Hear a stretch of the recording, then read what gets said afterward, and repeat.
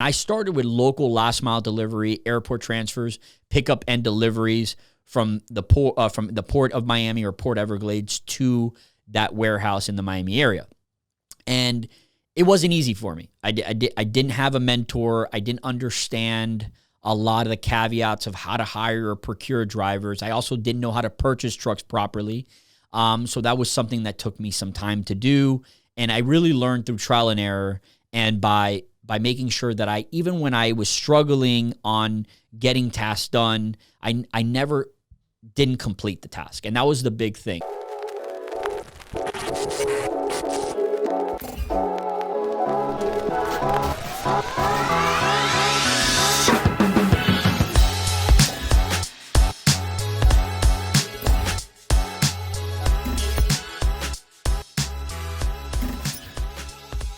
Hey, transportation community, this is Luis Lopez, aka The Freight Guru, and today we're going to talk about starting a business in 2021. Specifically, I want to get to a point where I give you my backstory on how I started my business. I've been in transportation now for 19 years. I've been doing everything from local last mile delivery all the way through container drayage to now over-the-road transportation. I've also created technology that runs my back office, and I want to give you my story, how I started my business in 2004. So first thing, a little bit of backstory. I'm from Miami, Florida, born and raised. I went to an all-boys school, Christopher Columbus High School in South Miami.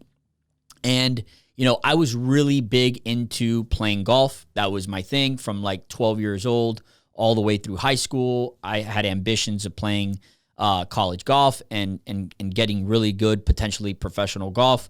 Realized how hard it is to play professional golf. But golf for me has been a gateway to meeting people that I don't think in my life I would have met if it wasn't through golf. But it was also my gateway into the transportation world. So back in 2000, 2001, I was able to learn about transportation. I was also able to work for a transportation company early 2004 when I realized that college just was not for me. Specifically, I realized that the day-to-day college experience was not my ambition. Now, in 2004, entrepreneurship was not something to boast about. And even today, the word entrepreneur to me doesn't mean the same thing as maybe it means to somebody that just thinks opening a business and starting a business makes you an entrepreneur. I think that when I started my business, I had no idea about entrepreneurship. I was just at the right place, the right time, and was able to find a niche market. Specifically, I started in hazmat compliance. And for anybody that doesn't know, hazmat compliance could mean also a lot of things. I specifically did hazmat dangerous goods documentation for air or ocean in the Miami-Dade, Broward, West Palm Beach area.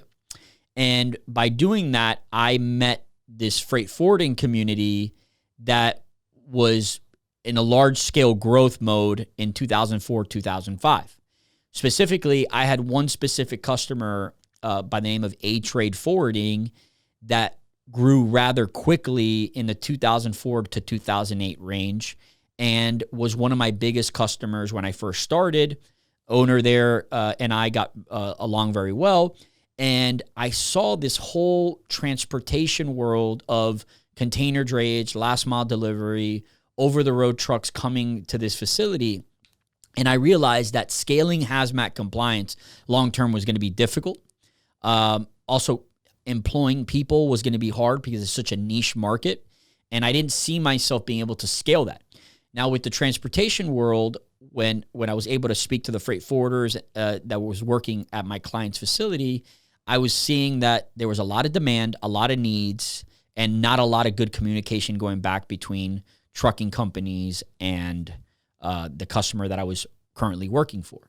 So I took a leap of faith with that company and went to the owner and asked him, hey, is it possible for me if I bought a truck to get sourcing of freight from you, and would I be able to go ahead and procure some of your local business? And I started with local last mile delivery, airport transfers, pickup and deliveries from the port of Miami or Port Everglades to that warehouse in the Miami area. And it wasn't easy for me. I didn't have a mentor. I didn't understand a lot of the caveats of how to hire or procure drivers. I also didn't know how to purchase trucks properly. So that was something that took me some time to do. And I really learned through trial and error and by making sure that even when I was struggling on getting tasks done, I never didn't complete the task. And that was the big thing. I always felt that I was organized enough to start a job and finish it, even if in the middle of that job, I was struggling with completion, either with a driver issue, proof of delivery, waiting time. And the big thing about transportation, for all those of you that are in transportation today, it's all about communication. So it's not just give a customer a rate. It's what happens when there's waiting time. What happens when a driver has a pallet and in that pallet the shrink wrap breaks, and now you need to communicate with the person that's paying you to, hey, by the way, this is going to be a pallet delivered, but it's got some damage to it, and potentially the contents inside that pallet might be compromised. Once I went from last mile delivery to container drayage, that was also another world. To be honest with you, I didn't even know what a chassis was when I first started doing container drayage. For all those of you that don't know what container drayage is when you pick up a container, in this case, for example, at the Port of Miami or Port Everglades, and normally do final mile within a 50-mile radius of that port. So again, the customer A-Trade Forwarding that I was working with gave me the opportunity, because I was doing so well with the last mile delivery pickups, to do container drayage. And I started with one truck. I purchased a truck locally in Miami. I'm not going to mention who I bought it from, but I paid probably double of what that truck was actually worth. I, again, learned through trial and error on how the container drayage business works. I learned that you need to get a port license. You also need to be approved by the UIIA. The insurance requirements aren't the same as last mile delivery. So that was something that I had to transition into, building a relationship with my insurance company. And then from there, I was able to, within 3 to 5 years, grow my fleet from one truck all the way to like 12 trucks. And to be honest with you, in those 4 years, it was difficult. I had to dispatch my own trucks. I had to manage billing all these trucks, and I also had to manage the communication with the customer. And I personally always had a difficult time understanding why there were so many redundancies and so many inefficiencies in the transportation sector as a whole, because everything was manual, required either phone call for an update or an email. And for basically 10 years, I went ahead and put a customer on hold and then called the driver and asked the driver his current location, how many trucks he had in front of him at the port, and then would relay that by phone or by email to the customer requesting an update. And long term, I knew that wasn't scalable. So in 2011, I looked at potential TMS platforms that would work for my business, as well as the multiple modes of transport that I was currently managing. And at that point, I was only doing last mile delivery and container drayage. But at that point, I did have a fleet of almost 40 trucks between last mile and container drayage. I ended up utilizing one of the major TMS providers in the industry, and I'm not going to name who it is, but it was a TMS provider that was server based, required heavy upfront cost, and I got sold the dream that I was going to scale this and I was going to make it easier for my day-to-day, and there was going to be less manual data entry, more updates for customers automated, and all that good stuff that they sell you when they sell you the front-end package. I did that for 4 years, and in 2015, I started doing over-the-road transportation and now had 3 modes of transport under my belt: last mile delivery, container drayage, and over-the-road trucking. I was up to 65, 70 trucks across all 3 platforms. And now I was stuck where I was using a different TMS platform for every mode of transport. And on top of that, I was using one accounting system, which is called QuickBooks, which a lot of you guys use. And it's a very well-known small business accounting system, and nothing talked to each other. And the challenge of this was that I wanted to scale my business. I wanted to get out of day-to-day operations and manage more, start marketing, start doing things in order to grow and scale, ideally get out of the South Florida market into other markets. And I had 3 different systems, 3 different accounting systems, and nothing was talking to each other. So I made a massive decision, probably the biggest decision I've made in my business in 19 years, and I started developing my own software that was tailor-made to what services I was currently providing. And I was currently providing 3 modes of domestic transportation: last mile delivery, container drayage, and over-the-road trucking. And my goal was one specific thing: automate some of the redundancies into either automated emails or customer-facing platform that would allow people to see something that I wouldn't have to tell them. They could just log in and do it, as well as one map that I could see all 3 modes of transport and very easily get that information of how many trucks are on the road, where they're at, and then be able to not have to put a customer on hold anymore. Because that was the thing that drove me crazy for 12 years, is having to put a customer on hold for 2, 3, 4 minutes, receiving another call from another customer asking for an update, and then relying on the driver that's on the phone to give me accurate information. And if anybody knows the South Florida market, it's mostly Hispanic, so they're speaking Spanish, and not necessarily that communication is coming back consistent all the time. So when I started development, I had no idea what I was doing. I actually hired a third-party company to start the development and start the beta testing of what the UI, which is the user experience, was going to be. And that was definitely the hardest challenge that I've ever gone through, because I didn't know how to do coding. I had no idea what I was doing, and I was throwing a lot of my profits into technology and not seeing any rate of return. It was basically throwing money down the tubes.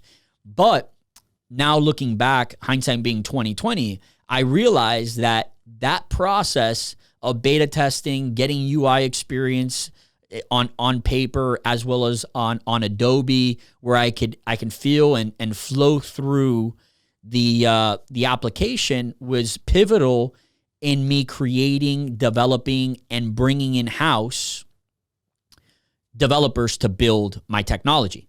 And that's basically where my scalability started, and where I became really a technology company that just happened to offer transportation as a service. And that's been an evolution of now 6 years, where we now focus on creating value through marketing, creating technology through an experience, and providing a customer the ability from start to finish to know where their shipment is, and with the least amount of friction possible. And that's ultimately been my mission statement now going on 6 years, is eliminate a lot of the redundancies, a lot of the phone calls, and make it where the customer has the information as quickly as I do. And it's a challenge, and it's a challenge for the industry as a whole, because when you look at the demographic, we're still at the beginning stage of this renaissance period where technology is now in the forefront of transportation. Anybody that's been in transportation more than 5 years realizes how quickly things are evolving today. But that doesn't mean that early adopters are going to go ahead and adopt these technologies right away. It all sounds great in a demo and it all looks good on paper, but you still need your customers to adapt to this new technology. And that's what I'm facing now, is the ability for customers to realize that they don't need to send an email or pick up a phone in order to get an update. They can actually just look at their inbox and get an automatic and check the automatic email for that status update, or they can log into the portal and actually see in real time, either by their reference number, container number, or airway bill number, exactly where their shipment is in real time. Also, the ability to get a proof of delivery in real time. The driver has a lot of idle time while he's in transit to pickup and delivery. There's no reason why a driver using a mobile application is not able to now upload those documents and readily and as instantly as I see them, the customer is seeing them today as well. So for all of you starting a business today, I tell you that the road's not going to be easy. And if you want the title entrepreneur, and that's the reason why you're starting your business, you're probably going to fail. When I started my business in 2004, in reality, most of the people that I told that I was starting a business laughed at me because they were like, well, I guess he can't work for corporate America and this is the only option he has. I didn't start a business to be titled an entrepreneur. I started a business out of necessity and at the ability to have vision to see a certain niche market that I felt comfortable that if I would work hard, I would see results. But when it comes down to starting a business today, there's a lot of flash going around about entrepreneur and everybody wants the freedom to be an entrepreneur. There's no freedom in entrepreneurship. You have to work endless amounts of hours. The competition's fierce. And the competitors you're competing with are looking at your every move, either through your digital platforms or just on your online presence. And they're competing with you in order to take your business either through better rates, better technology, better marketing, or just being smarter. So if you're going to go out there today and call yourself an entrepreneur, just make sure you're willing to put in the time, the effort that it takes in order to scale your business and grow. And I always recommend looking at niche and very, very specific markets when you're looking at growing your business and starting a new business in 2021. Guys, thanks for watching How to Start a Business in 2021 and get to know a little bit of my story, how I started my business, and how I'm evolving my business in 2021. Please subscribe and follow on the link below for more content and for more information on how to grow your business.